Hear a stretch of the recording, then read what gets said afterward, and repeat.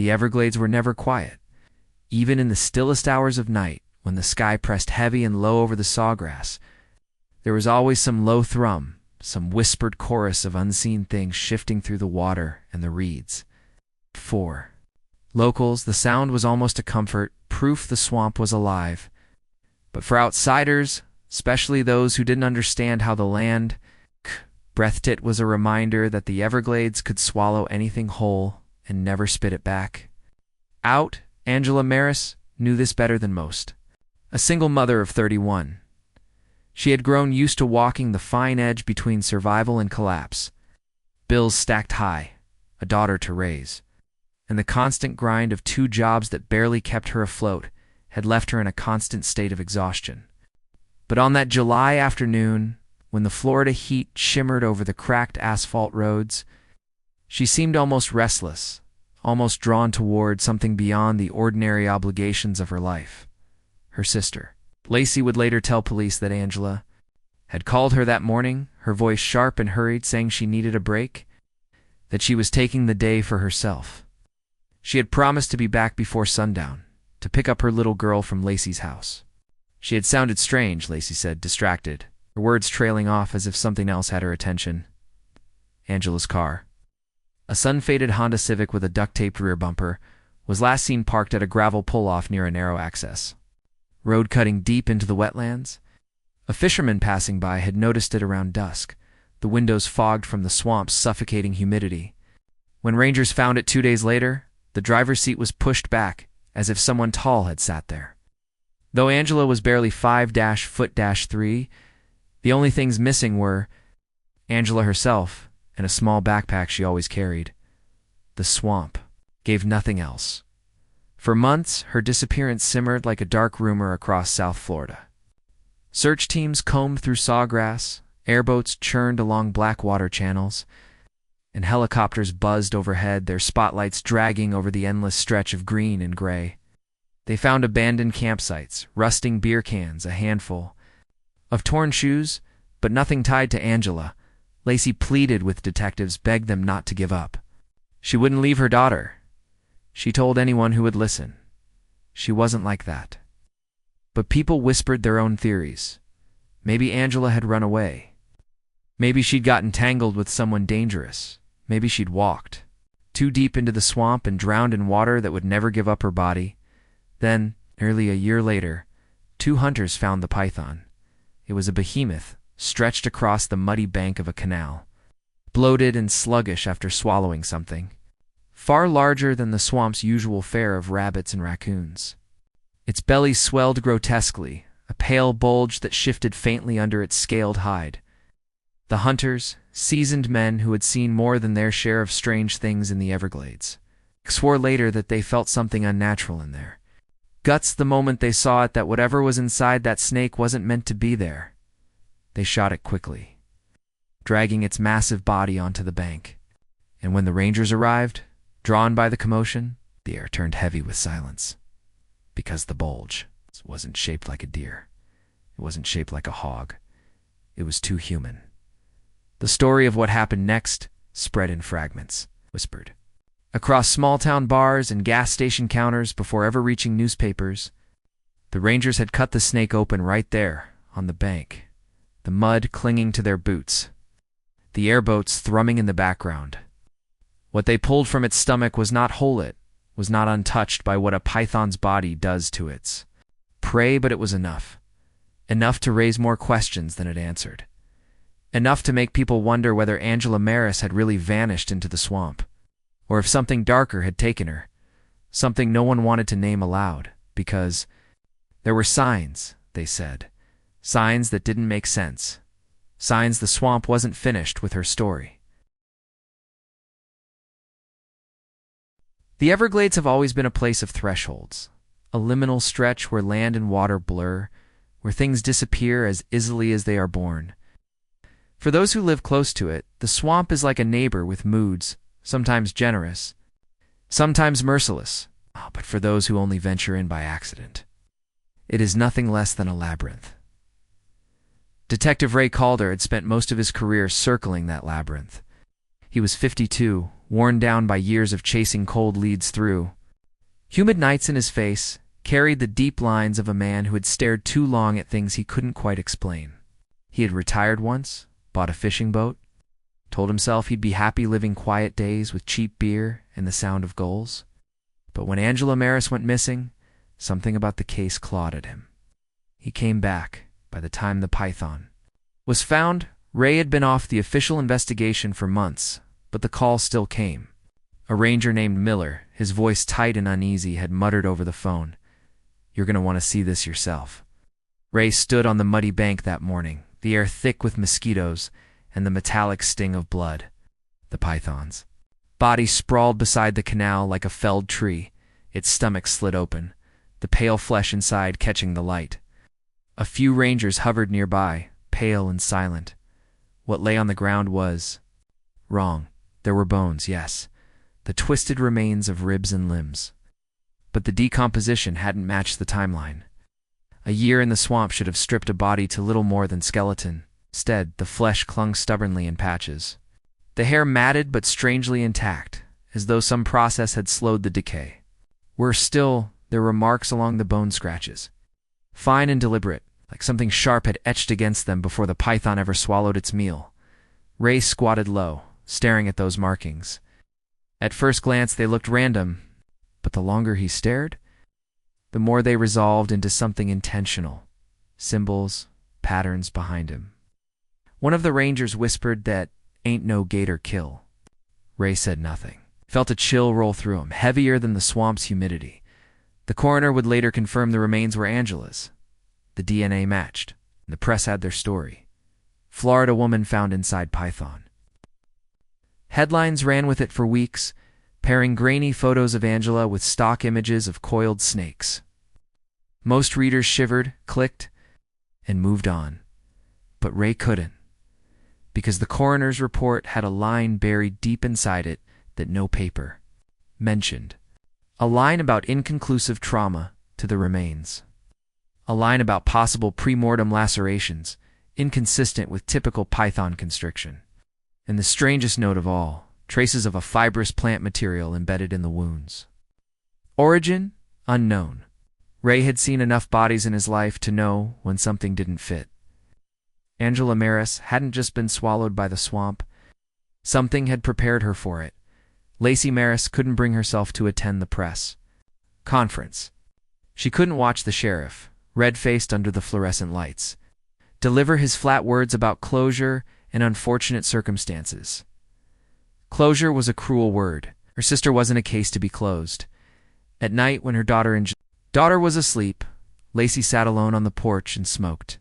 The swamp pressed close to the edge of her property, the night sounds loud and restless. Sometimes she swore she heard voices in it, whispers layered under the frogs and cicadas. She told herself it was just grief twisting her thoughts. But then came the phone calls. The first was nothing but static, the faint sound of rushing water underneath. The second, a low voice she couldn't place, murmuring, "She's not gone, not yet." She reported them to the police, but they shrugged. Crank calls, probably from someone who'd read the news.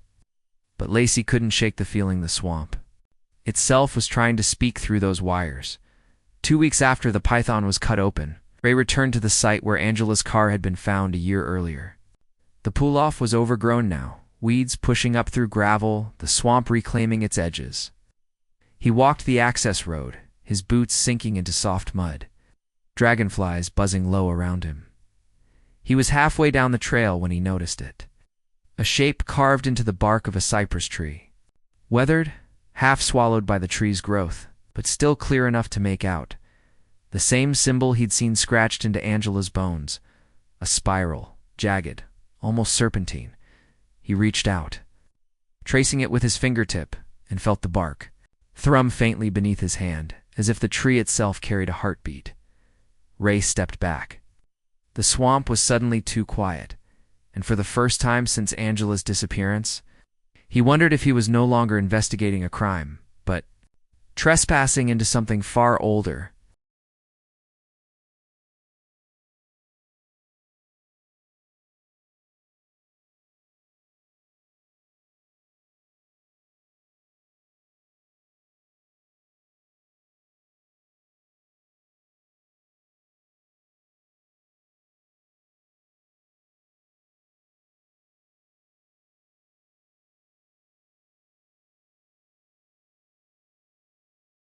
The night after Ray traced the spiral into the cypress, he dreamed of water, came black and endless, seeping into his lungs until every breath was a struggle. In the dream, he saw Angela standing waist-deep in the swamp, her eyes glassy and her arms outstretched, whispering something he couldn't quite hear. Behind her, shapes moved in the dark water, long and sinuous, breaking the surface for just an instant before sliding under again. When he awoke, his shirt was soaked through. With sweat, the sheets tangled around him like coils. He sat up slowly, lighting a cigarette with shaking fingers, telling himself it was just his mind replaying the images of the python. But deep down, he knew the dream hadn't come from him alone. By morning, he'd made up his mind.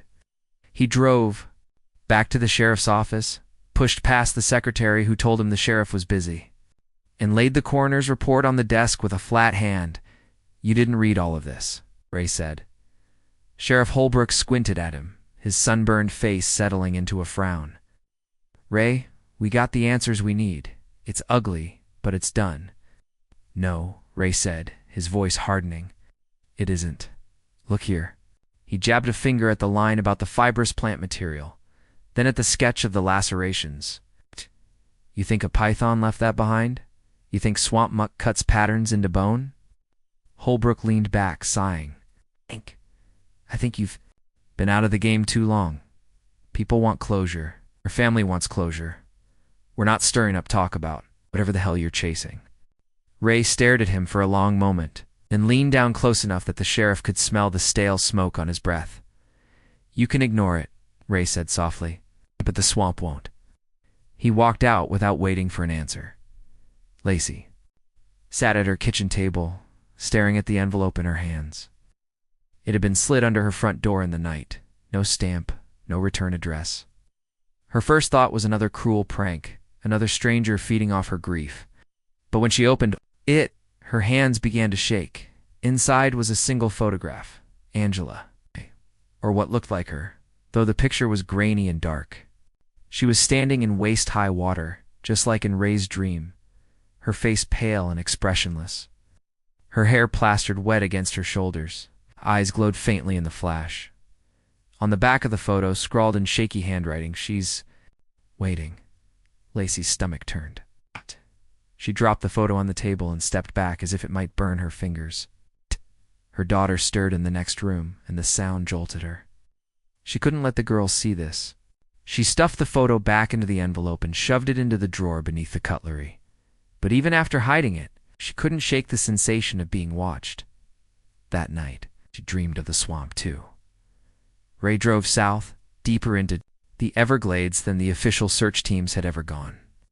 He followed dirt tracks that dissolved into mud, then abandoned his car and went on foot. He carried only a flashlight, a flask of water, and his old revolver. The leather of its holster warned soft against his hip. The deeper he went, the heavier the air felt, thick with the stench of rot and wet earth. Cypress knees jutted from the water like skeletal fingers, and the buzzing of insects rose to a fever pitch. After an hour, he came upon another tree marked with the spiral. This one was fresher, the bark peeled back in sharp lines. Someone or something had carved it recently, crouched, studying the grooves. As he traced them with his light, the water nearby rippled, though no wind touched it. A low hiss shivered through the reeds. Ray froze. Something massive slid through the black water just beyond his flashlight's reach. A wake broke against the cypress knees, curling toward him. He raised the revolver, heart hammering, but before he could fire, the water stilled. From the silence, a voice came, not a shout, not a whisper, just a sound threaded with the rasp of reeds and the rush of water. "Leave." Ray staggered back, nearly dropping the light. The swamp was empty. No figure, no boat, nothing but the endless wet horizon. But the voice lingered in his ears. It's too real to dismiss, and with it came a thought he couldn't shake. Angela hadn't been taken by accident. She had been chosen.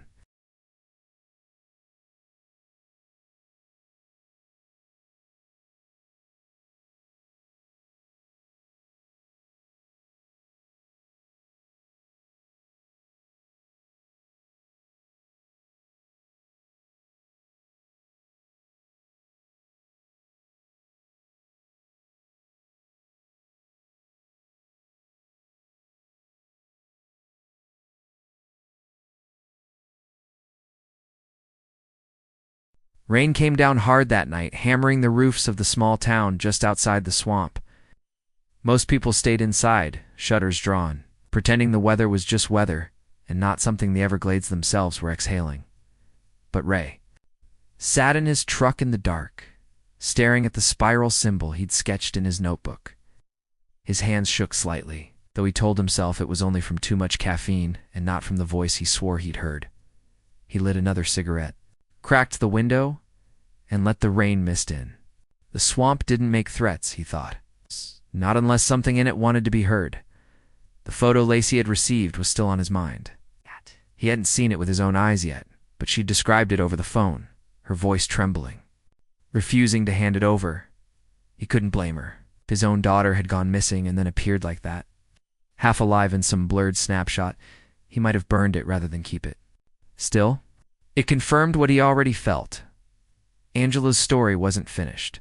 At midnight, he started the engine and drove back toward Lacey's house. She opened the door in a robe. Her hair pulled back in a messy knot, her face pale from lack of sleep. Ray saw immediately that she hadn't been resting at all. There were dark circles under her eyes, and she kept glancing toward the hallway where her niece slept. "You shouldn't be here," she whispered. "If they know who's they?" Ray asked. Her lips pressed tight, then she stepped aside and let him in. The kitchen smelled faintly of damp paper. She pulled the envelope from the drawer and slid it across the table to him. "Don't keep it long. I don't want it in this house." Ray opened it, slid the photo into the light. His throat tightened. Angela standing in swamp water that shimmered silver from the camera flash, her arms at her sides. Her eyes, vacant but strangely luminous, seemed to pierce through the photograph and fix on him. And there was something else, something behind her in the frame, just barely visible. A curved shadow, arching high, like the loop of an enormous coil rising from the water. The handwriting on the back chilled him further. "She's waiting." He tucked the photo back into the envelope carefully. "You didn't tell the sheriff?" Lacey shook her head. "They'd laugh. They'd already treat me like I'm hysterical. And the calls." She stopped, chewing her lip. "What about them?" "They don't stop. Every night now. Sometimes it's just the swamp sounds. Sometimes I think I hear her. Not screaming. Talking. Like she's trying to tell me something." Ray leaned closer. "What does she say?" Lacey swallowed. The same word. Over and over. Spiral. Ray didn't sleep the rest of that night. Instead, he drove out to the pull-off, where Angela's car had been found, parked, and waited for dawn. The swamp was swollen with rain, the channels deep and dark. He set out with his flashlight and his revolver, but also something he hadn't carried in years, a tape recorder. If the swamp wanted to speak, he wanted proof. Hours passed. He walked deeper, following the faint trail of spirals carved into trees, each one seeming fresher than the last. And then he found something new. A necklace. It dangled from a low branch. The chain rusted, the charm a tiny silver cross caked. With mud, he knew it instantly, as he'd seen it in Angela's sister's family photos around her neck in every picture. He slipped it into his pocket, heart hammering. As he did, the water around his boots began to bubble. Not from fish, not from rain runoff, but from deep below, as if the swamp itself were exhaling. The tape recorder hissed in his hand, static erupting from the tiny speaker, though he hadn't pressed record. Then a voice crackled through it, warped and wet, but unmistakably human. "Ray." He froze. The name came again, drawn out, gurgling like it was rising through water. "Ray, help me." His throat went dry. He hit record, raising the device to his ear. "Angela," he whispered. Voice shifted, turning harsher, deeper, as though layered with something reptilian. Spiral. The static cut off, and silence crashed down around him. Ray staggered back, the recorder still running. He wanted to believe it was some trick, some interference from the storm. But in his gut he knew better. Angela Maris was calling from somewhere. In the swamp, or something wearing her voice was. That night, the hunters who'd killed the python came forward with their own story. Drunk at a roadside bar, they confessed to anyone listening that they hadn't killed the snake out of chance. They'd been following it. For weeks it wasn't acting right. One slurred, wouldn't stay put, kept circling the same spot, night after night, like it was guarding something. The other nodded, eyes glassy, and when we gutted it, you saw her bones, right? Well, there was something else. They told us to shut up about it, but I saw it clear. He lowered his voice. Something coiled inside her ribcage. Something still moving? The bartender laughed, brushed it off as drunk talk. But Ray, listening from his corner of the bar, didn't laugh at all.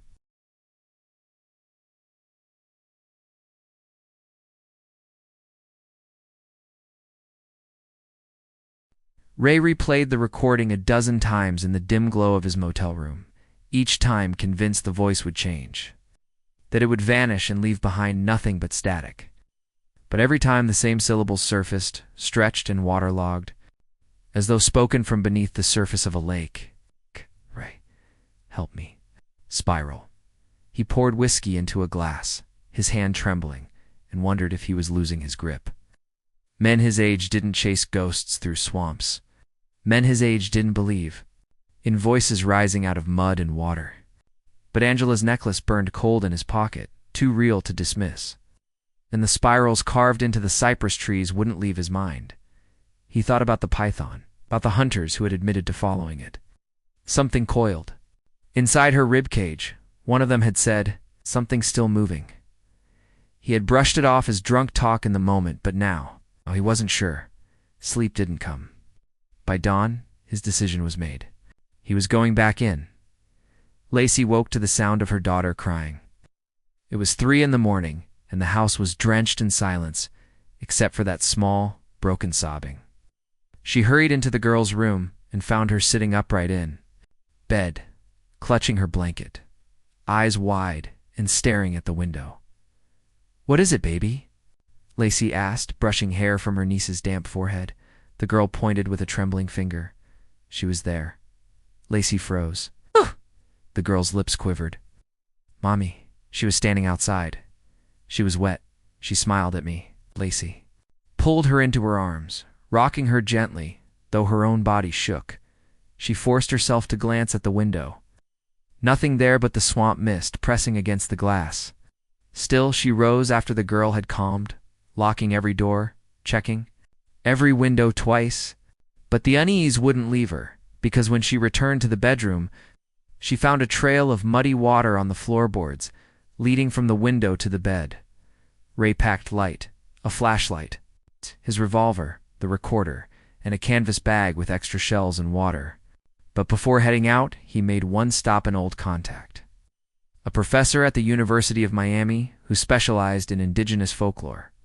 Dr. Julian Esquivel was small, with sharp eyes and a smoker's cough, and he didn't waste time on pleasantries. When Ray laid the sketches of the spirals in front of him, Esquivel leaned close, adjusting his glasses. "Where did you see these?" "Out in the glades," Ray said. "Carved into trees, scratched into bone." The professor's face tightened. "They're old. Very old. You won't find them in Seminole traditions or Miccosukee either. These go back before recorded settlement. The Spanish wrote about them, spirals carved into trees near drowned bodies. They called it La Marca de la Serpiente, the mark of the serpent." Ray's jaw clenched. "Meaning what?" Esquivel lit a cigarette, the smoke curling upward, meaning the swamp was never empty. The tribes avoided certain areas, said something lived there, something older than men. They said the spirals were offerings or warnings, depending on who carved them. A cycle, endless and devouring. They spoke of a hunger without end. Ray felt the chill of recognition, a hunger like a python. Esquivel tapped the sketch. "If you're seeing these now, detective, you'd better leave it alone. Things buried in that swamp don't like being disturbed." Ray stood, pocketing the sketches. "I can't leave it alone." Esquivel's eyes followed him with pity. "Then the swamp will take you too." The next day, Ray returned to the same Access Road. This time, he followed the trail of spirals until the ground gave way to water and the trees crowded so close the sunlight barely touched the floor. He slogged forward, every step heavy with mud, until he found something new, a clearing dot in. The center of it sat a mound of earth and reeds, almost like a nest. Scattered across it were bones. It's not just animal bones, human, weathered and half buried in muck. And atop the mound, half sunk in the mud, lay a wooden mask, carved crudely, its mouth twisted into a spiral, its eyes hollow. Ray raised his recorder. The static surged immediately, hissing loud enough to sting his ears. He lowered it, and the static cut off. He raised it again, hiss. Then, through the noise, the voice came clearer than before. Spiral. Spiral. Spiral. Ray's chest tightened. "Angela," he said, his throat raw. "Where are you?" Silence. And then the water around the mound erupted. Something huge shifted below the surface, sliding beneath the reeds. Ray stumbled back, his revolver raised as the water bulged outward.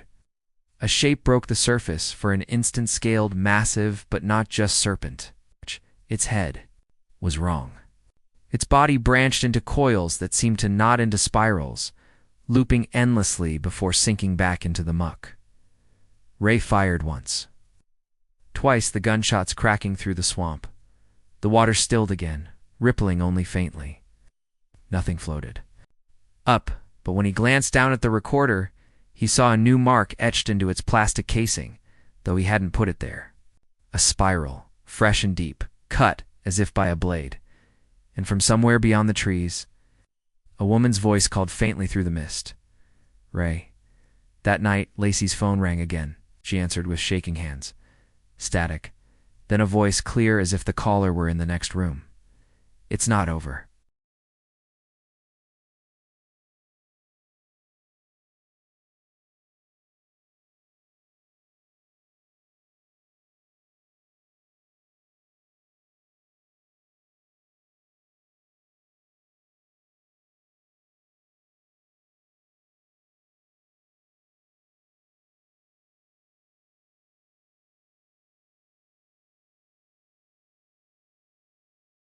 The swamp never let go of a secret.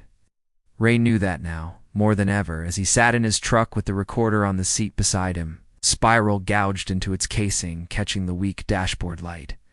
He'd played the tape back 5 times. Since leaving the clearing, each time hearing the voice grow louder, sharper. The first recording had been a whisper through static. Now it was almost conversational. "Ray, Spiral, help me." It wasn't just Angela's voice anymore. It had grown layered, warped, threaded with something deeper, something that didn't belong to human lungs. Ray downed a gulp of whiskey, his throat burning, and told himself he was still chasing facts, evidence, explanations. But the truth pressed hard against him. Whatever he was chasing wasn't human, and maybe never had been. He thought of Esquivel's warning. A hunger without end. The swamp devours. It always has. Maybe Angela hadn't been swallowed by accident. Maybe she'd been fed.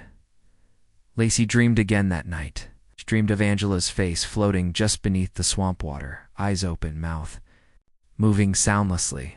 She leaned closer, desperate to hear, and then the eyes snapped wide, black as pits, and Angela's arms shot upward, dragging her under. She woke screaming, the bedsheets soaked in sweat. Her niece rushed in, crying, asking if she was okay. Lacey pulled her close, shaking, caught sight of the window again. A spiral was drawn there in condensation. She hadn't touched the glass. The next morning, Ray drove out to speak with the hunters again. Found one of them, Travis, the younger. Of the 2 holed up in a trailer on the edge of town, the man looked worse than Ray remembered, pale and hollow-eyed. A bottle of rum trembling in his grip. "You shouldn't have come here," Travis muttered as soon as he saw Ray. "I want the truth," Ray said, stepping inside despite the smell of rot and booze. "About that python. About what you saw in her body." Travis shook his head, pulling the bottle close like a shield. "It wasn't just bones, man. It wasn't just her. There was something inside her chest, coiled up tight. like it had made a home there, still twitching when we cut the snake open. He gagged, his voice cracking, like she wasn't food-like, she was carrying it. Ray felt bile rise in his throat.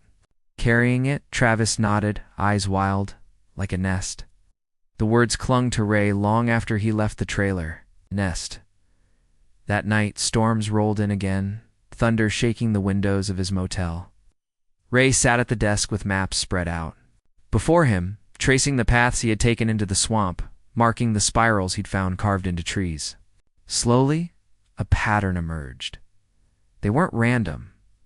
They formed a larger spiral, curling inward toward a single point deep in the Everglades, a place unmarked on any official map. He stared at the center of that spiral, his heart pounding.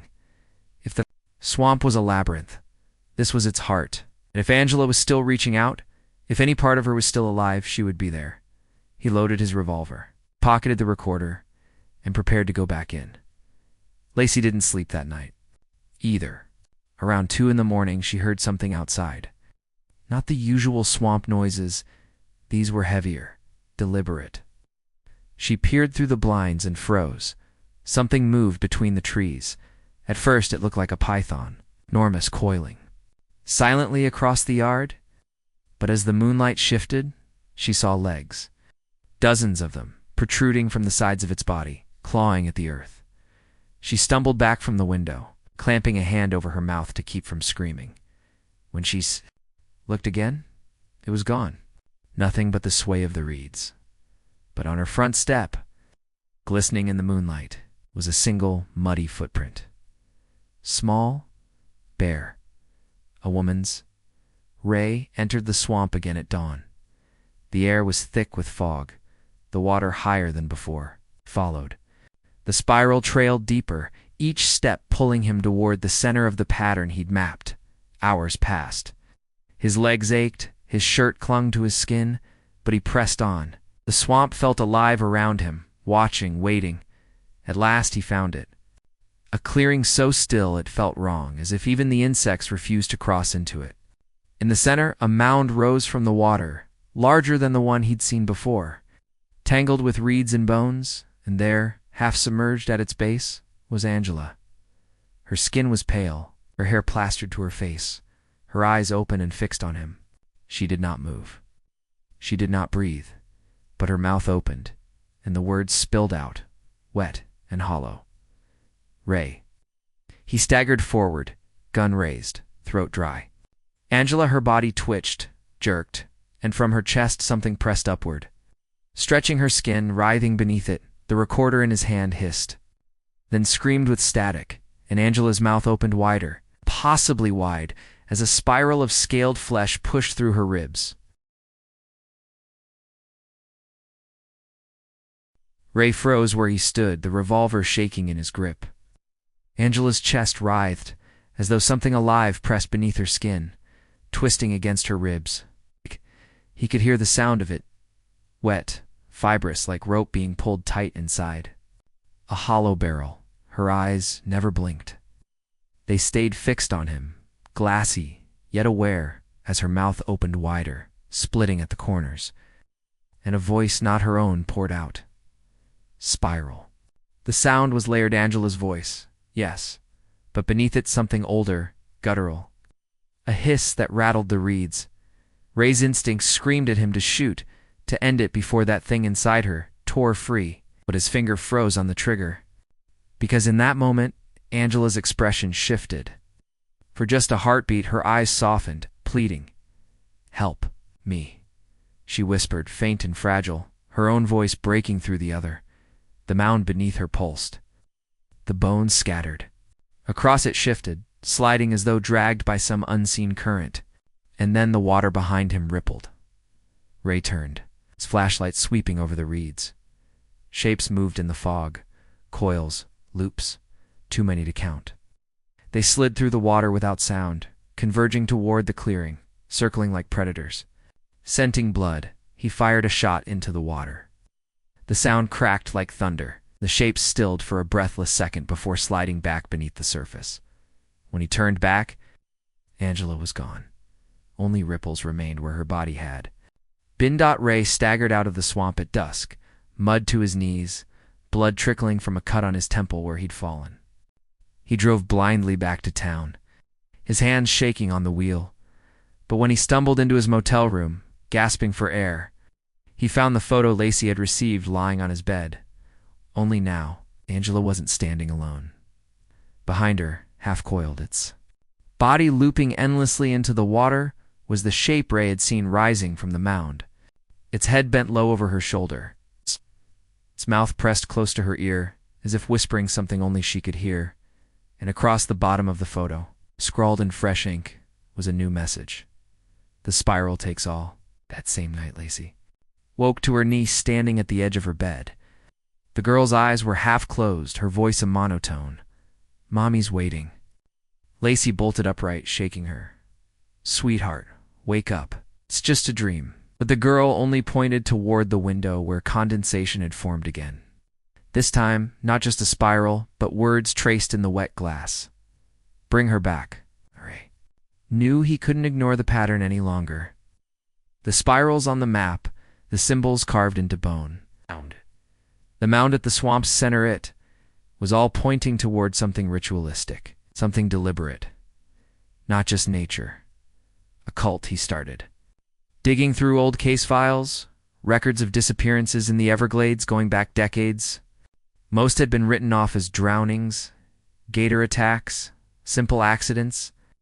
But the numbers didn't lie. Every 7 to 10 years, people vanish near the same remote stretch of swamp. A fisherman, a park ranger, a pair of hikers. Always swallowed, whole by the land. And always one person left behind, someone close to them who reported strange sightings. Voices in the water, dreams of spirals. It wasn't random. It was cyclical. The spiral wasn't just a symbol. It was a cycle. A feeding Ray met Lacey at her house 2 nights later. She let him in reluctantly, her face pale, her hands trembling. "You were right," she whispered. "It's not just her voice. It's something else. Something using her." Ray nodded, setting his map on the table. "And it wants her daughter." Lacey's eyes filled with tears. "No, I won't let it. You won't have a choice," Ray said, his voice low. "Not unless we stop it." We tapped the center of the spiral, that unmarked patch of swamp. "This is where it lives. It's where it feeds. If we want to bring Angela back or what's left of her, we have to go there." Lacey's hands clenched into fists. "Then take me with you." Ray studied her for a long moment. He saw the fear, yes, but also something else's determination. He hadn't felt in years, all right, he said. "But if we go, we don't come back the same. You understand?" Lacey swallowed hard. "We've already lost too much. I'll take the risk." At dawn, they set out together. Ray drove, Lacey clutching her daughter's necklace tight in her fist. The swamp loomed ahead, vast and endless, and the air felt heavier with every mile. Neither of them spoke, but both knew the truth. The spiral wasn't finished with them yet.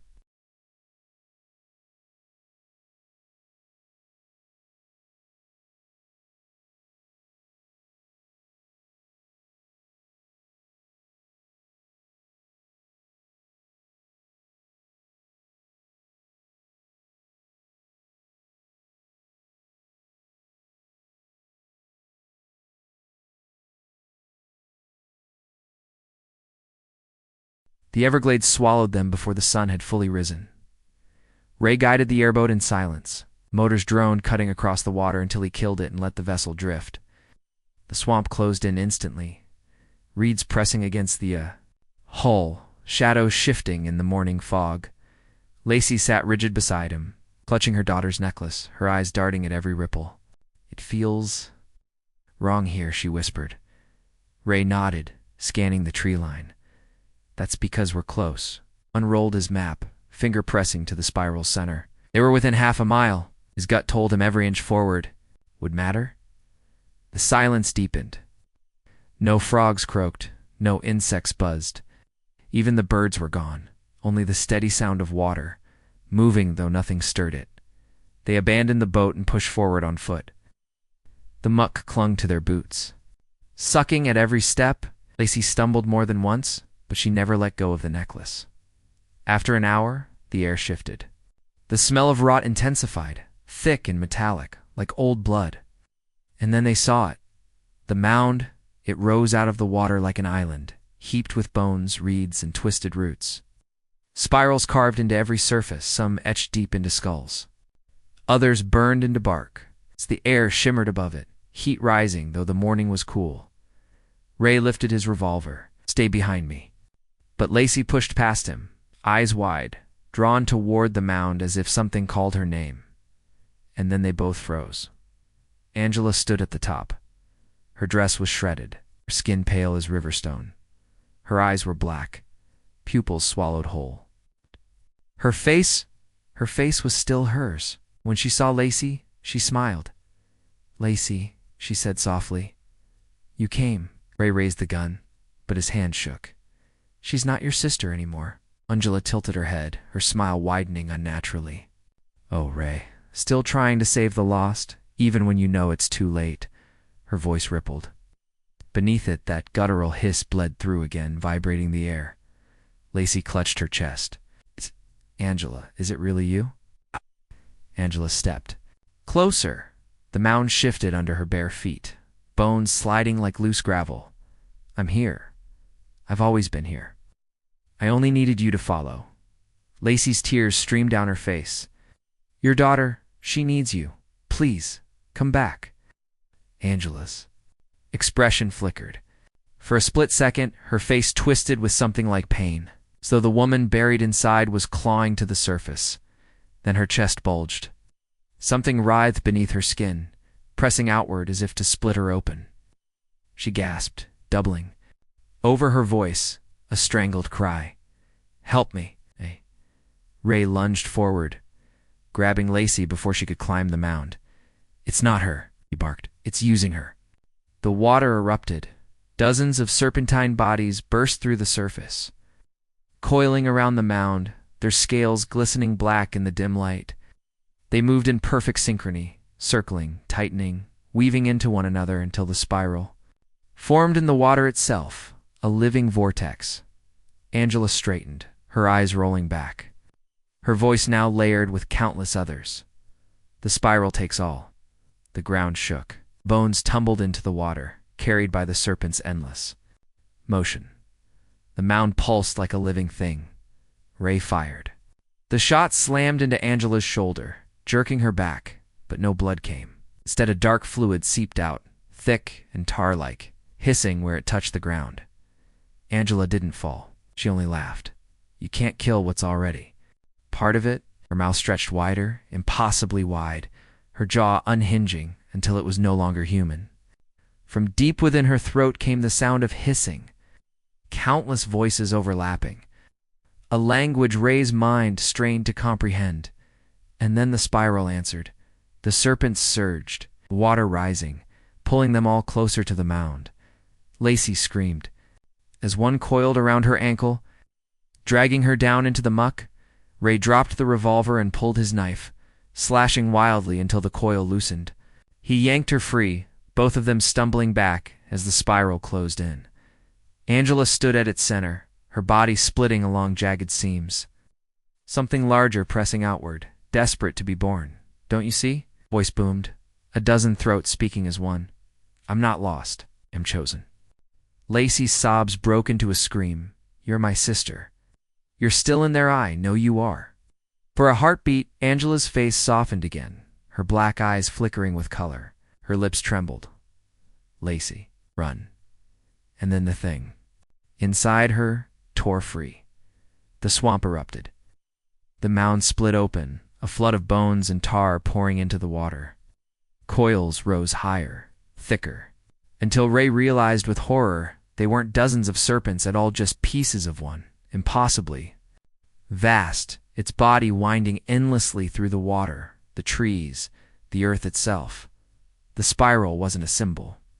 It was alive, and Angela was its vessel. Ray grabbed Lacey's arm and dragged her through the swamp. The roar of the spiral behind them, shaking the air like thunder. He didn't dare look back, because if he did, he knew he wouldn't escape.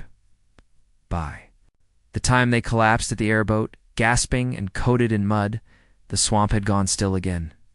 No trace of Angela. No trace of the spiral. Only silence. But Lacey's necklace was gone. Ray stared at her empty fist, his stomach sinking. He knew what that meant. The spiral hadn't finished. It had only begun.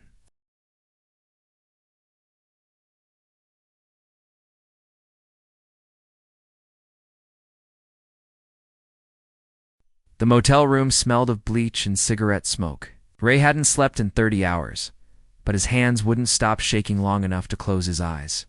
He sat hunched on the edge of the bed, revolver dismantled on the nightstand, cleaning it in silence. Across the room, Lacey lay under a thin blanket, her face hollow, eyes fixed on the ceiling. She hadn't spoken since they'd fled the swamp. Not a word, just that blank stare. Her hand twitching every so often as if she still expected to feel the necklace in her fist. Ray exhaled, staring at her. "We can't go back there. Not yet." She didn't look at him. Her lips barely moved. "She told me to run." The words clung to the stale air. Ray set the gun aside. "That wasn't your sister, not anymore."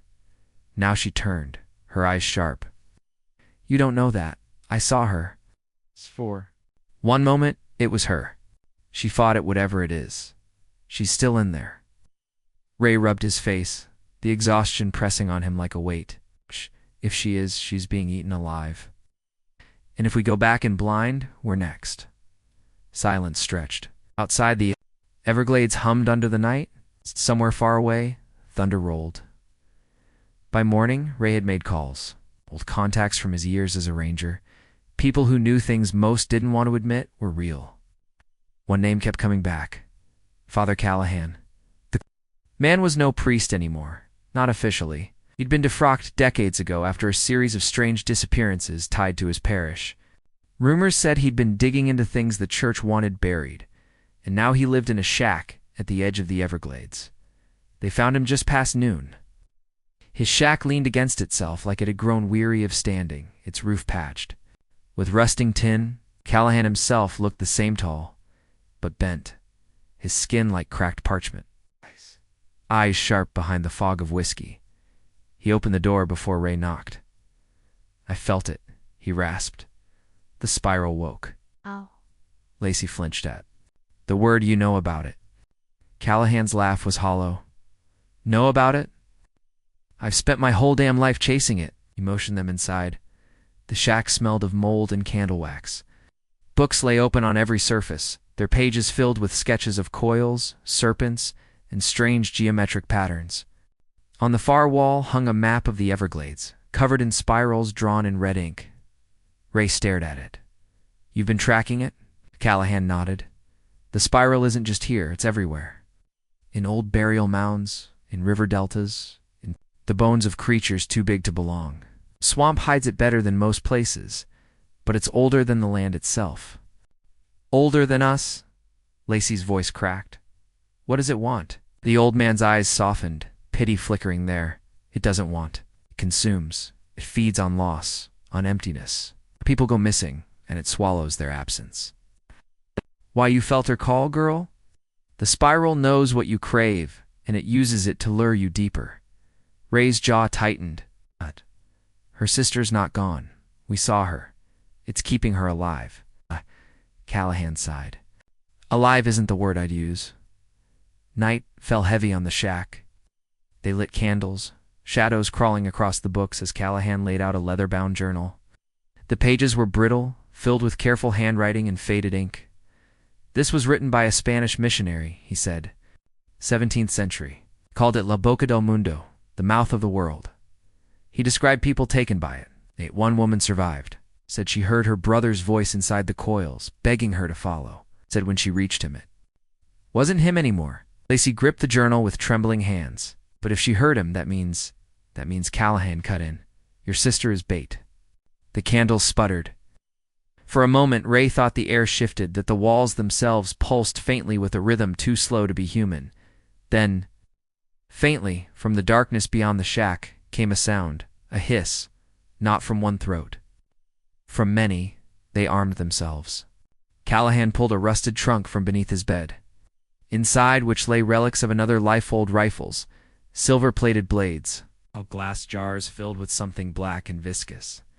He handed Ray a shotgun, pressing a box of shells into his palm.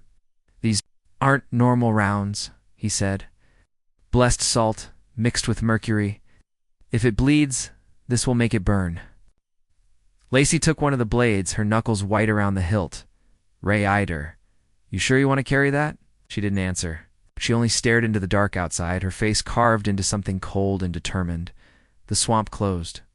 Around them again by midnight, Callahan led the way, muttering prayers in a language Ray didn't recognize. The air was thick, heavy with silence. Then they heard it. Voices, dozens of them, overlapping, murmuring through the trees. Some were in English. Some were in tongues older than words. But one voice cut through them all. Angela's. Lacey. The sound stopped Lacey dead in her tracks. It was soft, trembling, filled with pain. "She's calling me." Ray caught her arm, his grip iron. "That's not her." But Callahan only shook his head. "It is her. It's how it pulls you in. Half her soul is still fighting, still reaching. The rest belongs to the spiral."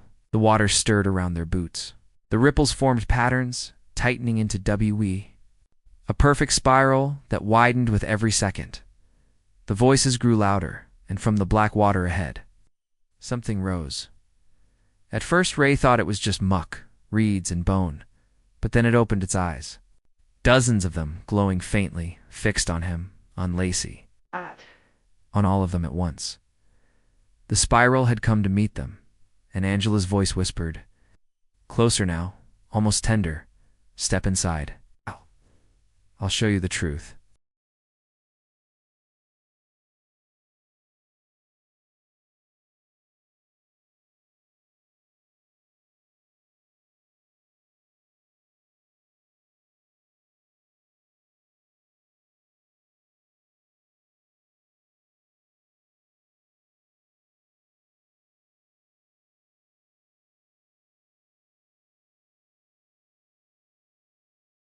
The swamp swallowed sound.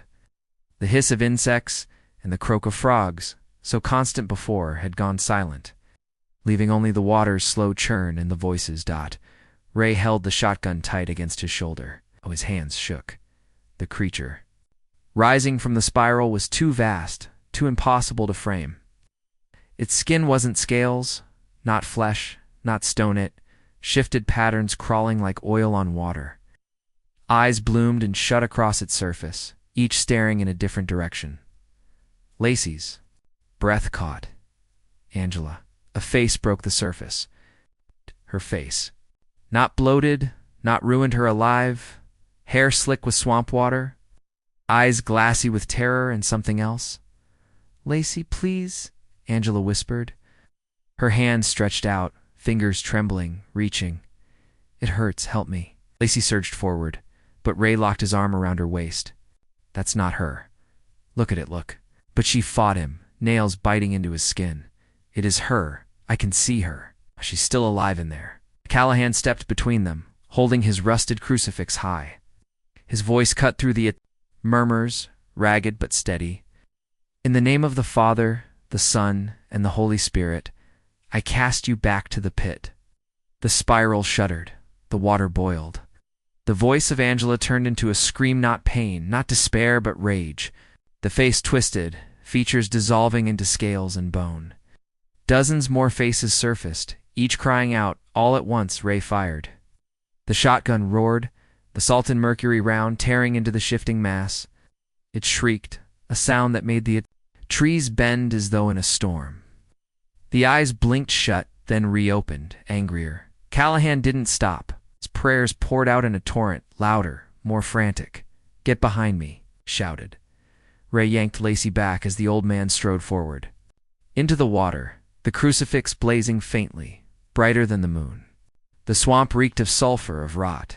The spiral convulsed. A tendril of black flesh lashed out, striking Callahan square in the chest. He staggered, but did not fall. Blood spilled from his mouth, and still he prayed. The crucifix cracked, splintering. In his hands, Ray's gut turned cold. "Callahan." The old man's voice broke as the spiral surged around him. "Finish it. Burn it. Ray fired again. Another round slammed into the mass, ripping through faces that weren't faces. Lacey raised the blade Callahan had given her, eyes blazing, and before Ray could stop her, she tore free from his grasp and charged. Lacey. She plunged the blade into the nearest coil. The swamp erupted with a scream that shook the earth. The blade glowed white-hot in her hands. Searing through flesh that writhed and bubbled, Angela's face rose again. Closer now, screaming not in pain, but in fury. "You'll kill me, Lacey. You'll kill me." Lacey sobbed, pressing the blade deeper. "You're already gone." The spiral convulsed. Water surged like a tidal wave, knocking Ray to the ground. The shotgun slipped from his grasp, sinking into the muck. He clawed for it, lungs burning, the shadows wrapped around his legs. Then came the light. Not from the crucifix, not from the moon, but from the blade. The glow spread, running up Lacey's arms, across her body, a fire too bright for the night. To contain, she screamed not in pain, but in defiance. "Can't have her," the spiral wailed. Coils lashed, eyes burst, faces melted into the muck. The water ignited, flames racing across its surface like oil. Ray stumbled back, shielding his face as the swamp itself seemed to catch fire in the center of it all. Lacey stood blazing like a pyre, the blade buried to the hilt. Angela's face twisted one last time, shifting between anguish and rage, before dissolving into the fire. And then the spiral collapsed. The coils sank. The eyes dimmed. The voices silenced. The fire roared higher, then vanished in a rush, leaving only smoke, steam, and the endless hum of the swamp. Ray staggered forward. Lacey. She lay in the shallows, the blade beside her, her chest rising shallowly. Her eyes fluttered open, glassy, but alive. "She's gone," she whispered. Ray dropped to his knees beside her. He didn't answer. He couldn't. Behind them, the water stilled. No trace of Callahan remained. No trace of the spiral. Only the swamp, quiet and eternal. Ray lifted Lacey into his arms, his breath shaking. They stumbled back toward the tree line, toward the faint glow of the world beyond, but as they walked, silence pressed too hard, too deep. From far beneath the water, as faint it could have been memory, came a sound. A hiss. And then, just as quickly, silence again. The swamp waited. And it was very, very hungry.